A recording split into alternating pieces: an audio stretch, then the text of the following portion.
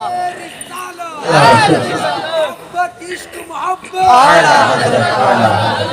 عشق محبت اعلی حضرت کریا کریا تاج الشریعہ تاج الشریعہ قدریا تکبیر رسالت میں نے آیت مقدسہ کی تلاوت کی، اللہ ارشاد فرماتا ہے رضی اللہ عنہم ورضوا عنہ ذالک لمن خشی ربہ۔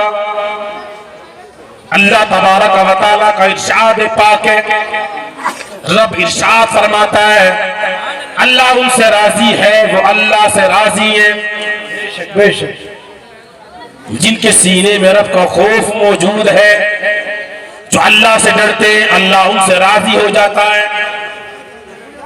اللہ کس سے راضی ہے؟ جو اللہ سے ڈرتے ہیں، جن کے سینے میں رب کا خوف موجود ہے۔ آپ خود بتائیں، رب تبارک و تعالیٰ جس سے خود اعلان فرما رہا ہو، خود کہہ رہا ہو اے میرے بندے میں تجھ سے راضی ہوں، تو اگر مجھ سے ڈرتا ہے، رب فرماتا ہے بندے میں تجھ سے راضی ہوں، چاہے کسی قبیلے کا رہنے والا ہو، کسی بھی خاندان کا ہو، کسی ملک کا رہنے والا ہو، کسی قبیلے کا ہو، کسی بھی ہستی کا رہنے والا ہو، پتا چلا رب اس سے رب تبارک و تعالیٰ اس بندے سے راضی ہو جاتا ہے جو بندہ اپنے رب سے ڈرتا ہے، جو اپنے رب کو راضی کر لیتا ہے، رب اس سے راضی ہو جاتا ہے۔ پتا چلا صحابہ کے زمانے سے، نبی کے زمانے سے لے کر آج تک قیامت تک جو رب سے ڈرنے والے ہیں رب ان سے راضی ہے، اور رب نے ارشاد فرما دیا، اعلان فرمایا کہ میں بھی تم سے راضی ہوں بندو، تم بھی مجھ سے راضی ہو۔ بتائیے اگر کوئی شہر کا بڑا ذمہ دار ہو، بڑا آدمی ہو، وہ کسی چھوٹے آدمی کو کہے کہ صاحب فلاں بڑا خاص ہے ہمارا، بڑا قریبی ہے، وہ بڑا قریبی ہے ہمارا، اور لوگ اس سے الجھنے میں پہلے 100 مرتبہ سوچیں گے کہ ہاں اس کی پاور ہے۔ اگر شہر کے سب لوگ کسی بڑے آدمی سے کہے صاحب فلاں ہمارا رشتہ دار ہے، فلاں بڑا قریبی ہے، اب کمال نہیں ہوتا۔ کمال کب ہوتا ہے؟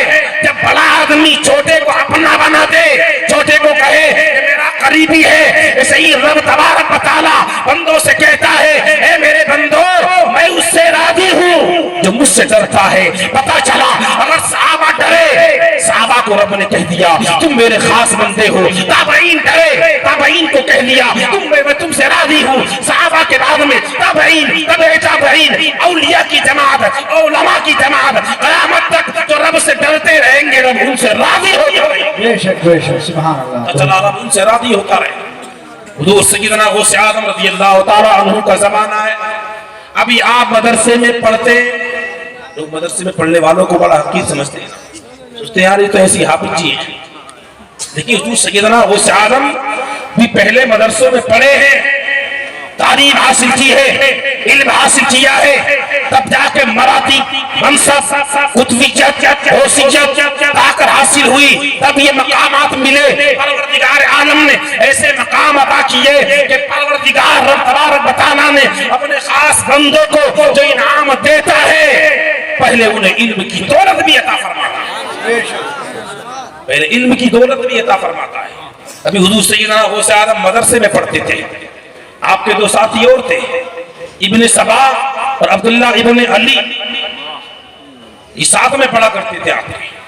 اب آپ خود بتائیں جب کوئی بڑی پوسٹ پر ہوتا ہے تو اس کے ساتھ والے کہتے ہیں کہ یار وہ تو ہمارا ساتھی ہے، اب بہت لوگ کہتے ہیں وہ ہمارا ساتھی ہے۔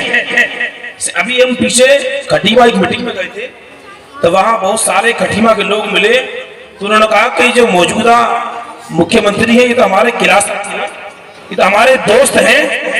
تو جب بندہ مراتب پر فائز ہو جاتا ہے، منصب مل جاتا ہے، کچھ مقام مل جاتا ہے، اب اس کے قریبی رشتہ دار، خاندان والے، قریبی سب کہتے ہیں کہ یہ تو ہمارا قریبی ہے، ہمارا بڑا خاص ہے۔ پتا چلا جب کوئی منصب عطا کیا جاتا ہے اب لوگوں میں بندہ مقبول ہو جاتا ہے۔ سیدنا غوث اعظم ابھی مدرسے میں پڑھتے تھے، ابن سباب کے ساتھ میں پڑھتے، عبداللہ ابن علی بھی اسی زمانے میں محمد غوث نام کے ایک شخص اللہ والے، ان کی کرامتیں بڑی مشہور تھی، شہر بغداد و جیلان میں بہت مشہور ہو گئے تھے، لوگ ان کی کرامتوں کے ادھر سیدنا غوث اعظم مدرسے میں پڑھ رہے تھے.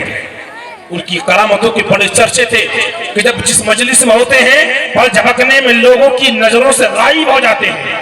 ایک منٹ میں لوگوں کی نظروں کے سامنے ہوتے ہیں. اللہ نے انہیں طاقت اور پاور دی ہے ایک لمحے میں وہاں سے ہٹ کر کہیں غائب ہو جاتے ہیں. اللہ اکبر. ابن سبا نے عبداللہ ابن علی سے کہا, عبداللہ ابن علی نے عبد القادر جیلانی رضی اللہ تعالیٰ عنہ سے کہا, آؤ چلو محمد غوث کے پاس چلتے ہیں.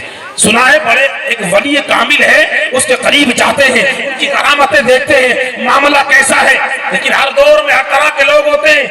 ابن سبا نے کہا, عبداللہ ابن علی چل تو رہے ہیں لیکن ان کے پاس جا کر میں ایسا سوال کروں گا کہ وہ میرے سوال کا تو جواب ہی نہیں دے سکتے. جوتے نہیں, بہت سے لوگ کہتے ہیں کہہ رہے یار بہت بڑا عالم بن لیا ہے, ایک سوال کر دوں گا تو جواب نہیں دیا جائے گا. میں ابن سبا نے کہا کہ محمد غوث سے ایسا سوال کروں گا میری بات کا جواب نہیں دے سکتے. عبداللہ ابن علی سے پوچھا کہ تم کیا کہو گے ان کی بارگاہ میں جا کر. عبداللہ ابن علی نے کہا میں سوال تو کروں گا لیکن میں یہ دیکھوں گا کہ وہ جواب کیا دیں گے. ابن سبا عبداللہ ابن علی نے حضور سیدنا غوث اعظم سے کہا, عبد القادر جیلانی تم محمد غوث سے کیا سوال کرو گے؟ آپ نے کہا میں کوئی سوال نہیں کروں گا, میں اللہ والوں کی بارگاہ میں چاہتا ہوں, میں محمد غوث کی جب بارگاہ میں جاؤں گا تو میں ان کے چہرے کی زیارت کر لوں گا. اللہ اکبر. پتہ چلا جب باادب ہوتے ہیں بانصیب ہوا کرتے ہیں اور بے ادب بدنصیب ہوا کرتے ہیں. حضور سیدنا غوث اعظم نے دوران طالب علم ہی بتا دیا تھا, اے لوگوں تمہارا مقام اور ہے اور میرا مقام اور ہے. اللہ والے ہوتے ہیں ان کے مقام الگ ہوتے ہیں. دیکھا نہیں, بزرگوں کی مثالیں مشہور ہیں کہ جب اللہ والوں کی بارگاہ میں جاؤ تو اپنے دلوں کو سنبھال لو, اور علماء کی بارگاہ میں جاؤ تو اپنی زبانوں کو سنبھال کر بیٹھا کرو. حضرات محترم, ابھی ابن سبا عبداللہ ابن علی وہ سیدنا شیخ عبد القادر جیلانی چل دیے. جس مجلس میں پہنچے لوگوں کا شور شورا ہے, لوگ بیٹھے ہوئے ہیں. عبد القادر جیلانی نے دیکھا, اللہ اکبر, آنکھوں کو تر کیا اور دل خوشیوں میں جھومنے لگا. ابن سبا نے دیکھا, عبداللہ ابن علی نے دیکھا, محمد غوث کو دیکھا مجلس میں بیٹھے ہوئے ہیں. جسے ہی پل جھپکا تو فوراً مجلس سے غائب ہو گئے, جدا ہو گئے. حضرات محترم, سوچا کہ یار واقعی یہ تو کوئی باکرامت ولی ہے, ایک لمحے میں یہاں ایک لمحے میں غائب ہو گئے. اللہ اکبر. ابن سبا سے کہا, محمد غوث نے کہا ابن سبا تیرا سوال کیا ہے بتا, میں تیرے بتانے سے پہلے بتا دوں لیکن سمجھ لے تیرے اندر سے مجھے کفر کی بو آتی ہے. کہا مجھے تیرے اندر سے کفر کی بو آ رہی ہے. جو بے ادب ہوتے ہیں وہ بد نصیب ہوا کرتے ہیں. اللہ اکبر. عبداللہ ابن علی سے کہا, عبداللہ ابن علی, محمد غوث نے کہا اے عبداللہ ابن علی تو دینداری تو تیرے اندر ختم ہو جائے گی لیکن تیرے اندر دنیا داری غالب آ جائے گی.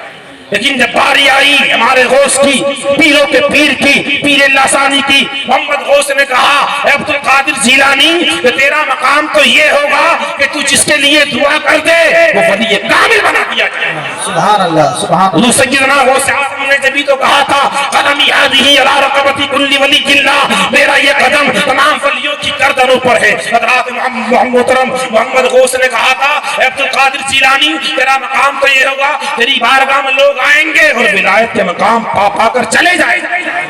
سیدنا غوث اعظم نے کہا اگر میں ولایت دینا جانتا ہوں تو ولایت لینا بھی. حضرات محترم, عبداللہ ابن علی کہتے ہیں ابن سبا اپنے وقت کا بہت بڑا عالم دین بن گیا.